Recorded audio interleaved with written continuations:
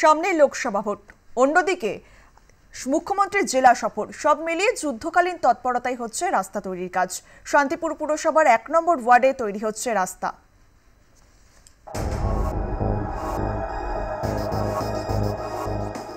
একদিকে লোকসভার ভোট, অন্যদিকে মুখ্যমন্ত্রীর আগমন, সব মিলিয়ে এখন যুদ্ধকালীন তৎপরতায় হচ্ছে রাস্তা তৈরির কাজ।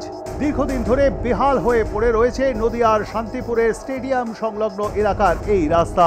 স্টেডিয়ামের পিছনে সবুজ সংঘের মাঠে হতে চলেছে হেলিপ্যাড, আর এই গলিপথ দিয়েই মুখ্যমন্ত্রী যাবেন স্টেডিয়ামের দিকে। সেই জন্যই বিশেষ নজরদারি। অতীতে তৃণমূল, বর্তমানে বিজেপি কাউন্সিলরকে জানিয়েও মেলেনি সুরাহা, কাজ হয়নি মোটেও। আর মুখ্যমন্ত্রী আসতেই টনক নড়ল প্রশাসনের। দিন রাত এক করে চলছে রাস্তা তৈরির কাজ। গাড়ি গাড়ি ভাঙা ইট পড়ছে রাস্তায়। শান্তিপুর 1 নম্বর ওয়ার্ডের বিজেপি কাউন্সিলর মহানন্দ বিশ্বাস নিজে দাঁড়িয়ে থেকে তদারকি করছেন। দলে মতবিরোধ থাকলেও রাজ্যের মুখ্যমন্ত্রী আসবেন বলে কথা।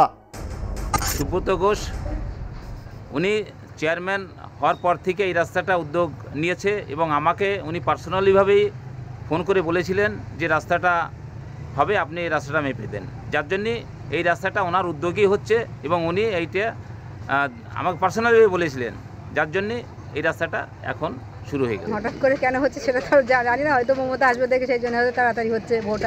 ভোট আসছে সামনে, ওর জন্য হয়তো। তো ভোটের আগে কি সব কিছু হয়? ভোটের আগেই সব কিছু হয়, ভোট ফুরিয়ে গেলে সব ঠান্ডা হয়ে যায়। বৃষ্টি হলে কি করতে?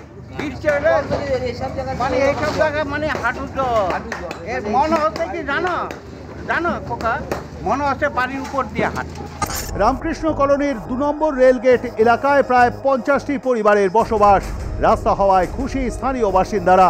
বৃষ্টি হলেই জল জমতো ওই এলাকায়, সমস্যায় পড়তেন এখানকার মানুষ। এখন এই সমস্যা থেকে মুক্ত হবেন তারা। নদিয়া থেকে বিশ্বজিৎ দেবনাথের রিপোর্ট, আর প্লাস নিউজ।